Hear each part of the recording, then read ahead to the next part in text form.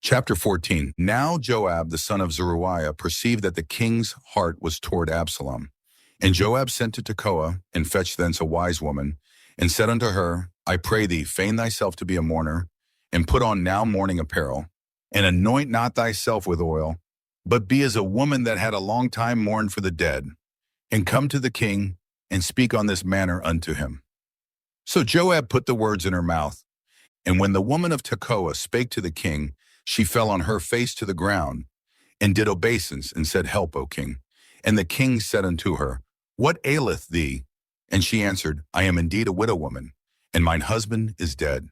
And thy handmaid had 2 sons, and they 2 strove together in the field, and there was none to part them, but the one smote the other, and slew him. And behold, the whole family is risen against thine handmaid. And they said, Deliver him that smote his brother, that we may kill him for the life of his brother whom he slew. And we will destroy the heir also. And so they shall quench my coal which is left, and shall not leave to my husband neither name nor remainder upon the earth. And the king said unto the woman, Go to thine house, and I will give charge concerning thee.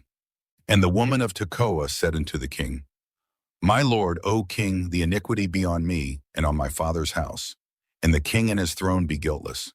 And the king said, Whosoever saith aught unto thee, bring him to me, and he shall not touch thee any more.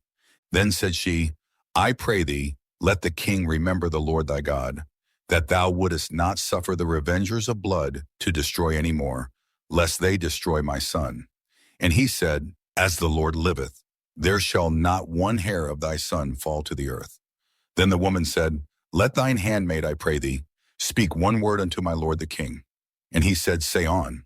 And the woman said, Wherefore then hast thou thought such a thing against the people of God?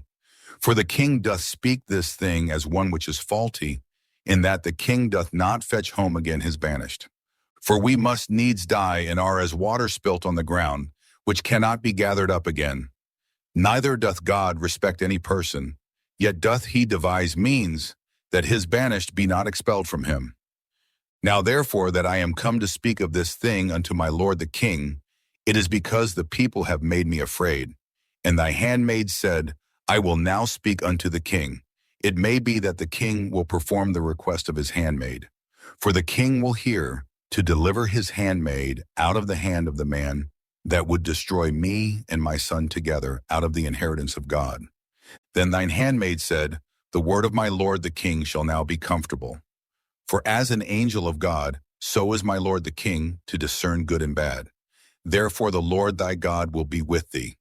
Then the king answered and said unto the woman, Hide not from me, I pray thee, the thing that I shall ask thee. And the woman said, Let my lord the king now speak. And the king said, Is not the hand of Joab with thee in all this?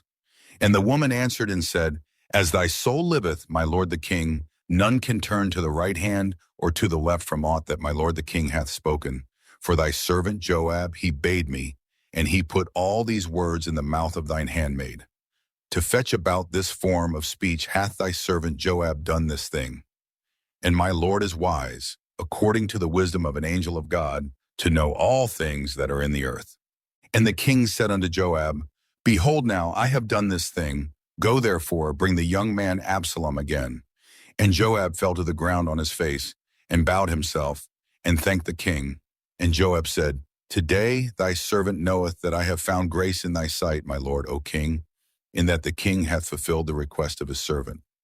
So Joab arose and went to Geshur, and brought Absalom to Jerusalem. And the king said, Let him turn to his own house, and let him not see my face. So Absalom returned to his own house, and saw not the king's face. But in all Israel there was none to be so much praised as Absalom for his beauty.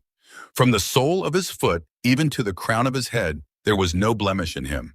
And when he polled his head, for it was at every year's end that he polled it, because the hair was heavy on him, therefore he polled it, he weighed the hair of his head at 200 shekels after the king's weight.